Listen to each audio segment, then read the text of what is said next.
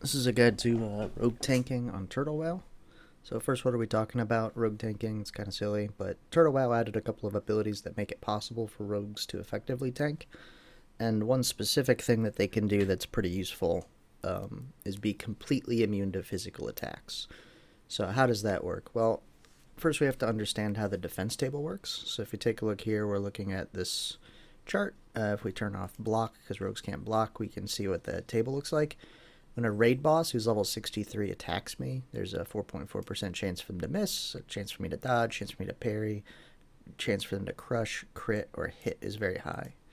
As we crank up our dodge rating, so as our dodge climbs, you'll see that the hit rating is going down respectively. So when we reach very high levels of hit and parry, you start to get some very silly things. First, all the hits become not possible, then all the crits fall off of the table, and eventually, around here, you get to a point where you can't be hurt anymore. So you're looking for about 83% dodge, 12% parry. If you can maintain this, then you are completely immune. This is useful on things like Resuvius and Four Horsemen encounter. The rogue can just hold him in the corner for about 6 or 7 stacks, depending on his HP. If you use like Flask of the Titans and Zanza Shadow consumes, and someone tops him up after each mark, he might be able to hold him there for longer. Um, there's a bunch of things that are useful about it. You can also use them on Loathab. Loathab makes it hard for healers to heal if the tank doesn't take any damage. It's pretty good. Part of the tricky thing here, though, is if you're doing this build, you need to really dedicate yourself to stacking agility to get enough dodge to dodge and parry every single attack, and maintaining it really costs you all your energy for the most part. So your threat is pretty poor. There is a better build for holding threat. It uses the Turtle WoW talent Envenom to increase the Agitating Poison threat. That's the main threat for rogue tanks. But if you take that build, you don't have preparation, and preparation is what lets you really keep the rotation going for a long period of time. So this is what we're looking for.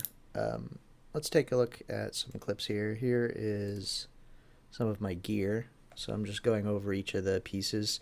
See, I've done some of the specific Turtle WoW enchants as well. Agility on rings and neck, 2%. Dodge to hat and pants are from Karazhan enchantments.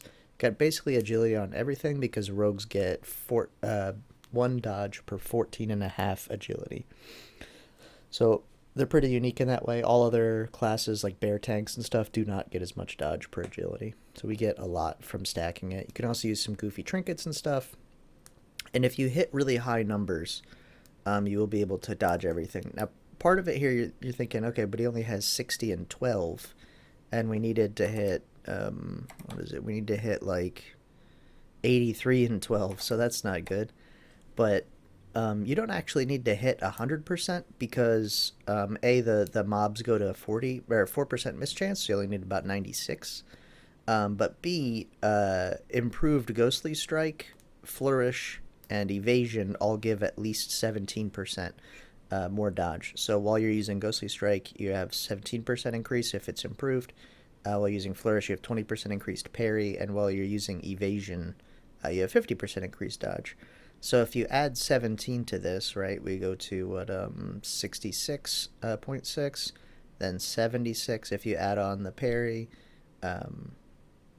76 plus I don't know, a few more plus more buffs. We can stack more here. Right here, I only have 25 agility from Scorpok, 25 from Mongoose. If you add 10 from Sweet Mountain Berries, and then 1% dodge from Fish La Chocolate, and you add Kings, which adds a ton to agility at this level of agility. You can see there I have 641, so I'm going to gain 64.1 agility from Kings. Then you can get 16 from Improved Mark of the Wild. You can get 88 or more from Shaman Totems, depending on what totem item they have equipped. There's even one that gives plus 5 to Agility Totem. So with improved totems and plus 5, you can really stack the shit out of it. If you actually put on absolutely every buff possible, including like Insect Swarm from a Druid, I think it's possible to have it so high that the rogue can't be hit without using a rotation. So it would be a lot of work to get that far, but you can.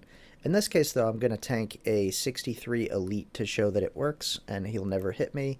In Karazhan 10, me and a Druid snuck over to him, and the Druid I needed to DPS him before I ran out of buttons to push. Let's queue that up. So this is kind of what the rotation looks like when you're doing a proper fight here. So here we've killed the trash for Dark Rider Champion.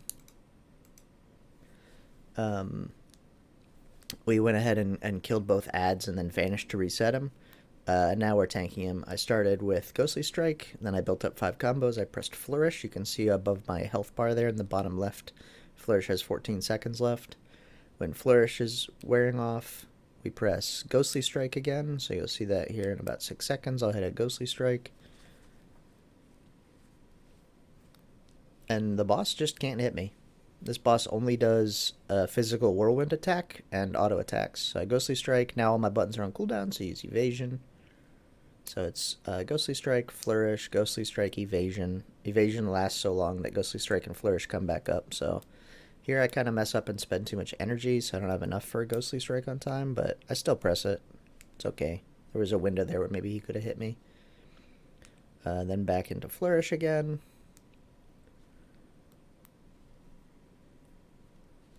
And now everything's on cooldown, but I'm using the preparation build, so I can just press prep again. Well, Ghostly Strike first is going to come back up after this Flourish wears off.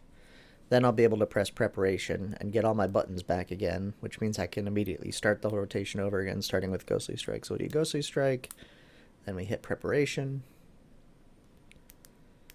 then we hit Ghostly Strike, then right back into a 5-point Flourish. And you can see I can just stand here for an eternity. My poor Druid can't really do much damage because he has to avoid the whirlwind, so he has to run in and out over and over. But thankfully, because there's nobody really doing DPS, I don't have to use the threat poison, so I can use deadly poison and get a little bit more damage in. And it's really just a numbers game. If I can do enough damage to kill the boss before I run out of buttons to push, then I could solo the raid boss. So it's possible to, for example, for a rogue to solo Patchwork, if you could do 1 billion damage, clear out all the ads without it being a problem. Like, there I messed up. I actually only pressed R. I was trying to reply, which could have killed me, but I got lucky. So if you don't mess up and you stay calm and don't have to move the boss around and stuff, then yes, Rogue can absolutely tank every boss in the game that doesn't do stuns and one-shots or isn't like a caster. And even against stuff like casters and stuns and one-shots, like, generally speaking, a warrior isn't going to take less damage than a rogue anyways, except for 10% from defensive stance from, like, a Shadow Bolt. And if then you're talking about, like, well, they'll put on resist gear, we'll soak in the rogue. So, and there's so many buffs in the game available to make this more viable that the rogue can drop items and change spec depending on what buffs he's getting to get more threat. So right here I'm using Mongoose, Scorpok, Kings, Not Improved, Mark of the Wild, Sweet Mountain Berries, and La Fish of Chocolate for 1% dodge. And this takes me over 100% when I'm using Ghostly Strike. If I also had, I don't know, a Shaman Totem is pretty big. It's about another 6%. I could drop a bunch of this doo-doo gear to equip better threat gear. Like things like 3 pieces of tier 2 gives you 5% more poison proc, so agitating poison goes off more, you cause a lot more threat. You could change out spec if you don't need to fight for that long, or if you're doing like a dungeon, for example, where you can just afford to get hit occasionally. You can drop preparation and take Envenom. Envenom really lets you do serious threat. You can even AoE threat a little bit with Blade Flurry. And the changes on Turtle WoW that mean you don't lose combo points for switching targets means that I can be building combos on one person, tab, auto another guy into a poison procs, tab, auto another guy into a poison procs, go back to the first guy and still spend my combo points to keep like a Flourish built up, for example. It means that really Rogue is viable for all dungeon content and most raid content as an off-tank at the worst. Some fights, like in Nax, do hit too hard and would kill a Rogue, but again, if you use HP consumes and buffs, Rogue could probably reach like 8k, 9k maybe, might even be possible. I think I've hit 7.5 using a flask. So there's a lot of room to mess with it. Long story short, rogue tank's very legit. You just have to be skilled, experienced with it. You need to understand how it works, and you need to, more importantly, calculate what your buffs are going to be for the group, and figure out if you really need to be at 100% complete immunity the entire fight or not. Like Mograine, for example, would probably be bad if you let yourself get hit. Part of the whole strength of Loathab is that the spore buff means that players don't cause any threat. So if players are patient, the rogue doesn't have to put on any threat gear at all and can just focus on full immunity. It's a slow and steady style when you have a rogue tank like that. Rogue can also do patchwork. The threat's a bit poor though, and you can't really afford to take off too much gear for more threat. But if the rogue is in the top 4 threat and has the highest HP, he will take all hatefuls and avoid all of them, which trivializes the fight. So if a rogue takes some flasks and everyone else jumps in the lake, then it's just the tank getting hit with autos and the rogue dodging every single hateful. It's pretty busted. The reason you don't see more guilds do it, though, is you just have to go slower then. The rogue has to be in top 4 threat on patchwork, and that means the DPS have to put the brakes on a little bit in general. I am working on getting Thunder Fury, so we'll see where we're at once that's done.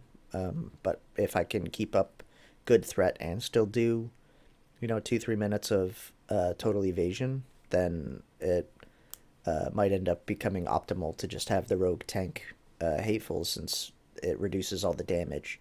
If only one guy's getting hit for a little bit, you only need like maybe 3 healers to keep him alive, and then everyone else can switch to a DPS spec. The rogue is just immuning the damage, so pretty sweet. But don't let anybody tell you it can't be done. You just watched me 2-man 63 elite, so same level as a raid boss. Take it easy.